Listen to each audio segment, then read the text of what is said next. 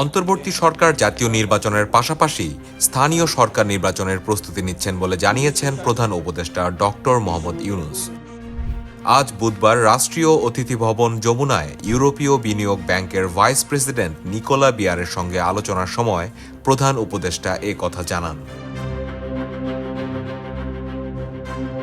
এ সময় অধ্যাপক ইউনূস পরবর্তী সাধারণ নির্বাচন এবং স্থানীয় সরকার নির্বাচন অনুষ্ঠানের জন্য অন্তর্বর্তী সরকারের পরিকল্পনা সম্পর্কে বিস্তারিত আলোচনা করেন। ইউরোপীয় বিনিয়োগ ব্যাংকের ভাইস প্রেসিডেন্ট নিকোলা বিয়ার সরকারের গৃহীত গুরুত্বপূর্ণ সংস্কার বাস্তবায়নে সহায়তার আশ্বাস দেন।